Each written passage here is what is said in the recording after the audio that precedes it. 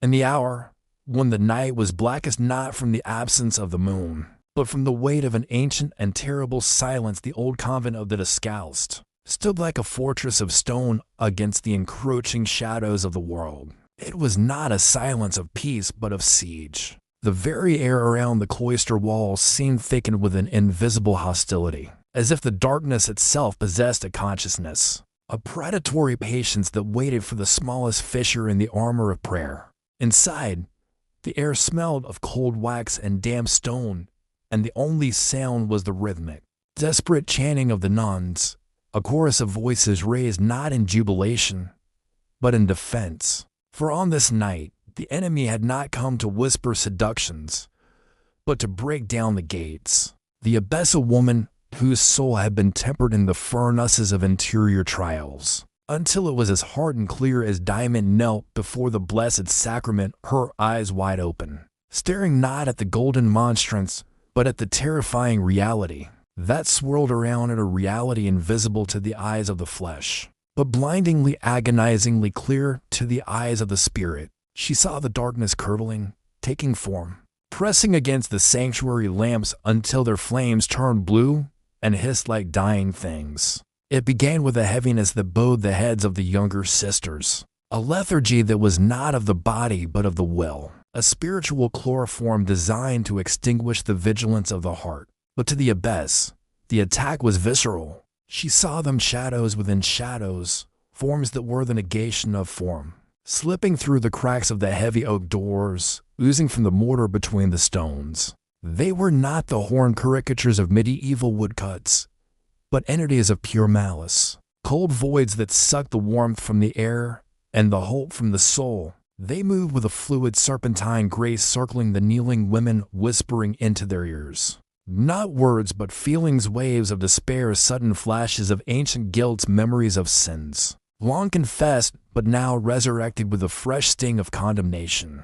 The sanctuary, usually a place of refuge, had become a threshing floor where the wheat was being violently separated from the chaff. The abbess saw a tall, jagged shadow detach itself from the gloom and stand directly behind the young novice, Sister Maria. The entity did not touch her.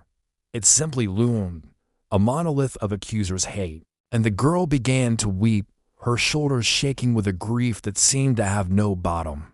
The demon was projecting into her mind the image of her own unworthiness, magnifying her smallest imperfections until they blocked out the sun of God's mercy. It was a spiritual suffocation, a methodical crushing of the spirit under the weight of a justice without love. This vision, terrifying in its clarity, was not a hallucination born of fasting or fatigue.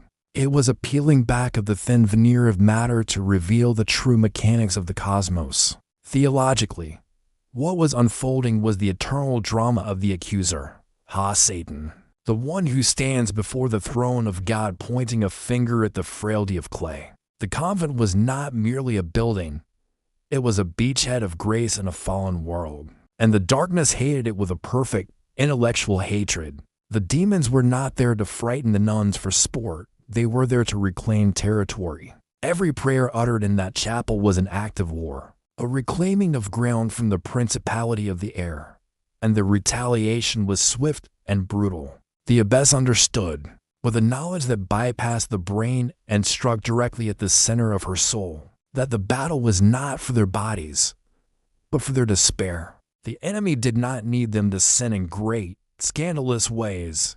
He only needed them to lose hope, to believe, even for a second, that their sins were greater than God's love, to believe that the darkness was the final reality. This is the supreme deception of the pit, to convince the soul that the shadow is stronger than the light that casts it. The symbolism was stark and overwhelming. The flickering sanctuary lamp represented the fragile persistence of faith amidst the gale of demonic assault.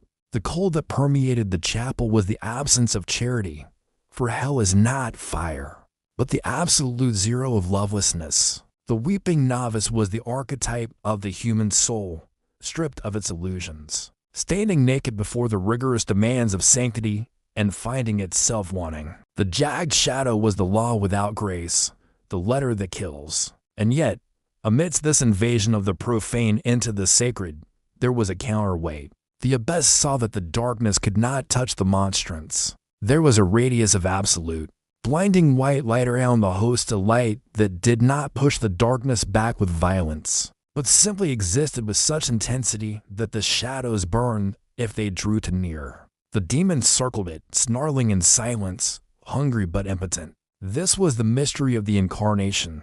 The light shines in the darkness, and the darkness has not overcome it. The light does not fight, it simply is. And in its being, it judges the non-being of evil. The demons were defined by the very light they hated. They were the shadows cast by the obstruction of their own pride. This scene recalls the ancient account of Saint Anthony in the desert, who, when his small hut was filled with roaring beasts and hissing serpents, simply lay still and said to the demons, "If you have power over me, devour me. If not, why do you trouble me in vain?" It is the logic of the cross applied to the spiritual combat. The abbess, drawing upon this ancestral strength, did not scream or flee. She did something more dangerous to the enemy.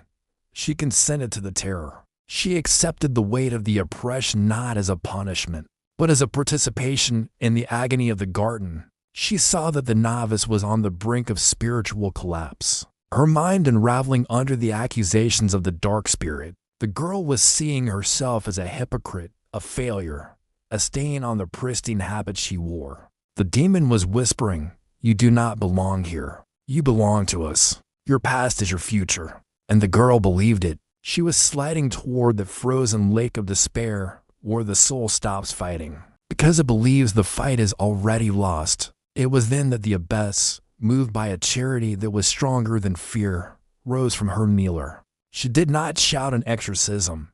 She did not sprinkle holy water. She walked through the thick, resisting air, pushing through the invisible wall of malice, and knelt beside the weeping novice. She placed a hand on the girl's trembling shoulder. At that contact, the abbess felt the shock of the cold transmit into her own arm, a physical pain like plunging a hand into freezing water. She was taking on the girl's burden, acting as a Simon of Cyrene in the spiritual order. She leaned close and whispered, not to the girl, but to the shadow that loomed over her. She whispered the name, not as a magic word, but as a confession of lordship, Jesus. The sound was soft, barely a breath, but in the spiritual realm, it was a clap of thunder that shook the foundations of the convent. The shadow convulsed. It did not vanish instantly, but it recoiled, its form destabilizing like smoke in a high wind. The abbess continued, her voice low and steady, reciting the Miserere. "Have mercy on me, O God, according to your steadfast love." She was not arguing with the demon's accusations. She was admitting the guilt but drowning it in the ocean of mercy. The demon had brought a lawsuit of justice. She countered with a plea of grace. This is the only weapon that breaks the accuser's power. The agreement that yes, we are sinners. Yes, we are unworthy. Yes, we deserve death, but we are loved. The devil has no answer to the cross. He understands justice. He does not understand sacrifice. As the abbess prayed, the light from the monstrance seemed to expand, pulsing outward in concentric rings of silent fire. The shadows, unable to bear the proximity of humility, for humility is the one thing hell cannot mimic, began to dissolve. They did not leave through the doors. They simply ceased to hold form, evaporating like mist under the morning sun.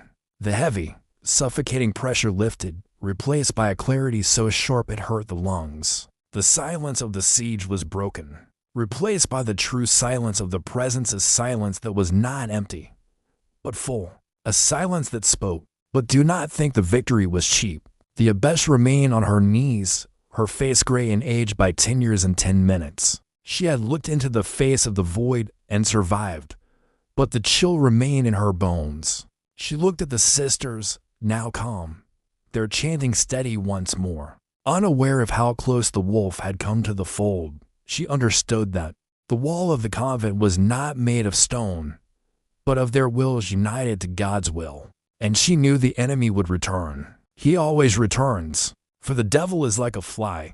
Drive him away, and he buzzes back to the same wound. But for tonight, The gate was shut. The line held. The mystery of iniquity had been pushed back by the mystery of piety. Now, turn your gaze inward to the cloister of your own heart.